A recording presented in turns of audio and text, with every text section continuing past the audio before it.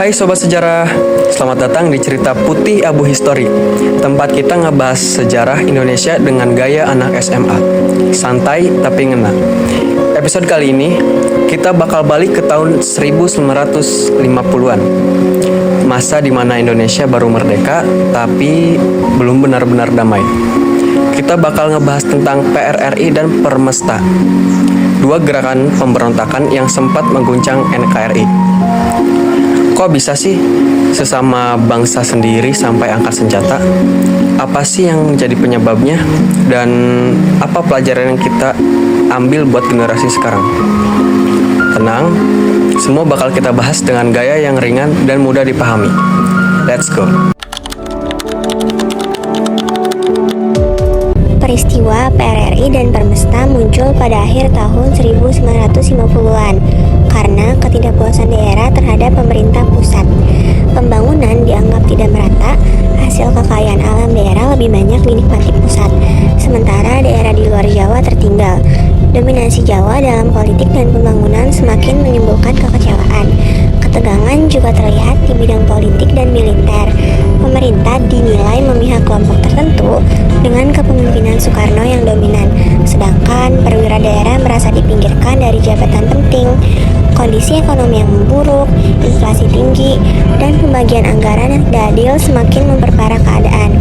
Akibatnya, ketika tuntutan daerah ditolak pemerintah pusat, lahirlah PRRI di Sumatera Barat yang dipimpin oleh Kolonel Ahmad Hussein dan Permesta di Sulawesi Utara yang dipimpin oleh Venje Sumual.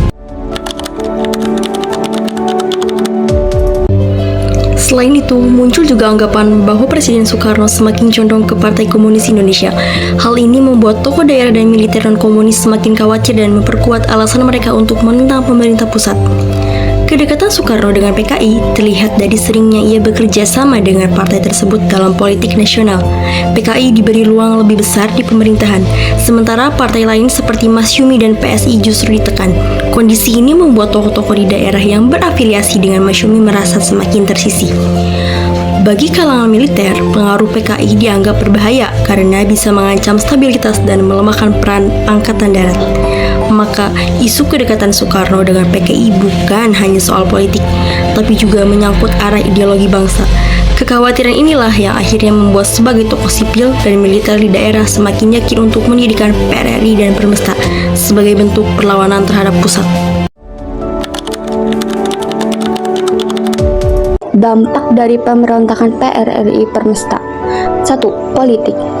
Pemerintahan pusat memperkuat sistem pemerintahan yang lebih terpusat. Hubungan pusat daerah menjadi kurang harmonis, mendorong perubahan dari demokrasi parlementer ke demokrasi terpimpin yang memperkuat kekuasaan. 2. Militer. TNI mendapat pengalaman penting dalam menumpas pemberontakan. Operasi militer memperkuat peran dan dominasi Angkatan Darat dalam politik Indonesia. 3. Ekonomi. Pemasukan negara menurun karena daerah penghasil sumber daya tidak menyalurkan hasil bumi. Alhasil, perdagangan terganggu, stabilitas ekonomi melemah. 4. Sosial. Keretakan hubungan antar pusat dan daerah serta antar warga di daerah konflik.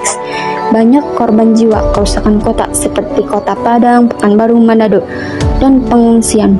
Muncul trauma dan luka sosial akibat konflik bersenjata. Dari peristiwa PRRI dan Permesta, kita bisa belajar bahwa pentingnya menjaga keadilan dan pemerataan dalam pembangunan negara. kita juga harus selalu menjaga kesadaran akan kebinekaan dan perbedaan di Indonesia. Selain itu, komunikasi dan dialog antara pemerintah pusat dan daerah harus selalu terbuka untuk menghindari konflik. Dengan demikian, kita bisa membangun negara yang lebih kuat dan harmonis.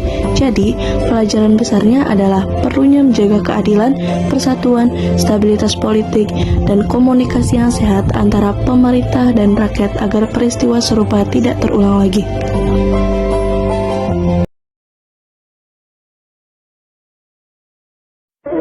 Demikian podcast Putih Abu History episode kali ini. Terima kasih kepada semua narasumber yang sudah berbagi ilmunya. Dan untuk kamu pendengar setia, kalian luar biasa. Jangan lupa share kalau kamu suka dan beri masukan biar kita bisa terus berkembang. Sampai ketemu di episode berikutnya. Merdeka!